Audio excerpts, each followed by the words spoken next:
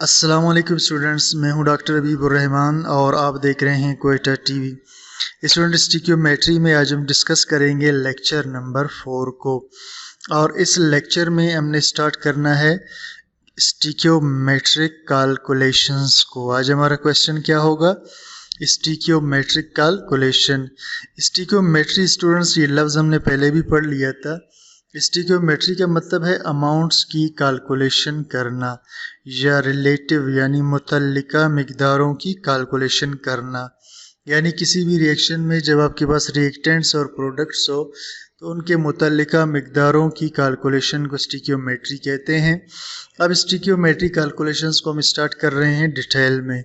तो पहला स्टूडेंट्स, इसके अंदर calculation of number of moles of substance, मालूम करना मोल्स की तादाद किसी चीज़ का। If we know the mass of a substance, अगर हमें किसी चीज़ का मास पता हो, वी कैन कैलकुलेट, तो हम मालूम कर सकते हैं नंबर ऑफ मोल्स, उसके मोल्स को। यानी मास पता होगा तो मास के ज़रिए हम क्या मालूम करेंगे? Number of moles. कैसे मालूम करेंगे जी? By dividing mass of substance by molar mass. तकसीम करेंगे मास को उसके मोलर मास पर। यानी जो भी मास हमें दिया होगा उस मास को हमने डिवाइड करना है मोलर मास पर। तो इससे हमें क्या पता चलेगा? इससे हमें इसके मोल्स का पता चलेगा। तो चलिए जी एग्जांपल डिस्कस करते हैं। How many moles are present, कितने मोल्स मौजूद हैं इन 20 gram sodium hydroxide, 20 gram sodium hydroxide में। अब स्टूडेंट्स, इस क्वेश्चन में दो बातें। हाउ मैनी मोल्स पहले उसने पूछा है, ठीक है। क्या पूछा है? मोल्स पूछा है। और किस चीज़ के पूछा है? सोडियम हाइड्रोक्साइड के। इसका नाम है स्टूडेंट्स सोडियम हाइड्रो ऑक्साइड, ठीक है। इस कंपाउंड का नाम क्या है? Sodium hydroxide. तो मोल्स ऑफ सोडियम हाइड्रोक्साइड पूछा है, ठीक है, ये हमने मालूम करना है। अब आगे क्या कह रहा है? इन 20 ग्राम सोडियम हाइड्रोक्साइड। अब ग्राम चूंकि स्टूडेंट्स मास का यूनिट है तो इसने हमें मास दिया है। तो मास ऑफ सोडियम हाइड्रोक्साइड इस कितना? 20 ग्राम। अब स्टूडेंट्स हम कैसे हल करेंगे?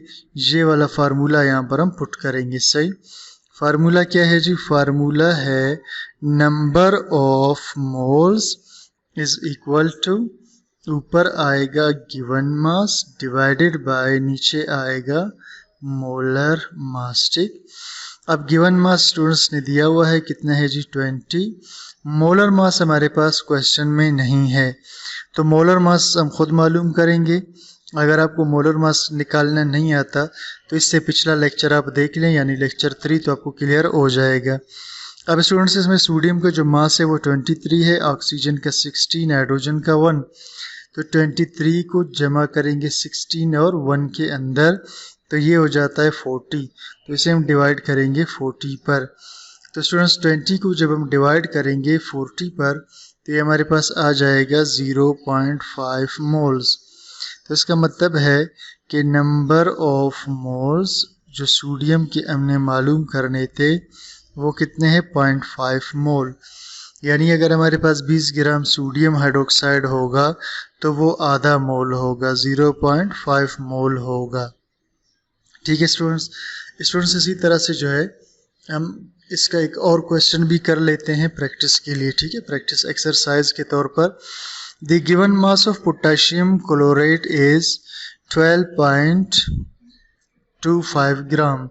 यानी मास दिया हुआ है, ठीक है, मास ऑफ पोटेशियम क्लोराइड, इसे कहते हैं स्टूडेंट्स पोटेशियम क्लोराइड। तो इसका मास है 12.25 gram. Calculate the number of moles. अब पूछा क्या है जी? मोल्स मालूम करना है, ठीक है। तो मोल्स ऑफ इसी कंपाउंड का यकीनन होगा, ठीक है, जो उसका मास दिया मोल भी उसी का पूछा होगा। तो मोल्स ऑफ पोटेशियम क्लोराइड मालूम करना है। सिंपल सी बात है स्टूडेंट्स, आपने क्या करना है जी? फार्मूला लगा देना है किस चीज़ का? नंबर ऑफ मोल्स का। तो नंबर ऑफ मोल्स के फार्मूले में ऊपर आता था गिवन मास और नीचे आता है स्टूडेंट्स इसमें मोलर मास, ठीक। अब गिवन मास कितना स्टूडेंट्स? ये है 12.25, ये वाला ये गिवन मास था जो दिया हुआ था। अब मोलर मास स्टूडेंट्स ये हमें खुद निकालना होगा। इसके लिए हम पोटेशियम क्लोराइड को यहाँ लिख लेते हैं। पोटेशियम का वेट 39 है, क्लोरीन का 35.5, ऑक्सीजन का 16।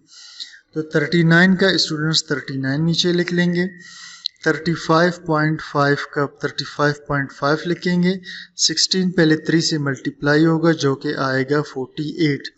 अब स्टूडेंट्स हमने इन सबको क्या करना है, आपस में ऐड कर देना है। एक 13 है, एक 35.5 है और एक 48 है, सही। अब इसको हम ऐड करेंगे स्टूडेंट्स, ठीक है। ये हो जाएंगे जी 9, ये हो गए, 9 और 5 कितने हो गए जी, 14 हो गए, और 14 में जब 8 डालेंगे 22 हो जाएंगे, ठीक है। तो इसका हम 2 लगा लेते हैं, 2 इसका रह जाएगा, 3 और 3 6 हो जाएंगे, 4 10 हो जाएंगे और ये 2 12 हो जाएंगे। तो ये हो जाता है 122.5, इसका मास आएगा 122.5। अब हमने स्टूडेंट्स क्या करना है, सिंपली इसको जब डिवाइड करेंगे इसके ऊपर, ठीक है, तो हमारे पास रिजल्ट आ जाएगा, सही। तो चलिए जी डिवाइड कर लेते हैं। तो 12.25 को जब डिवाइड करेंगे 122.5 पर, तो ये आंसर है स्टूडेंट्स 0.1। कितना आ रहा है जी, 0.1 मोल, ठीक।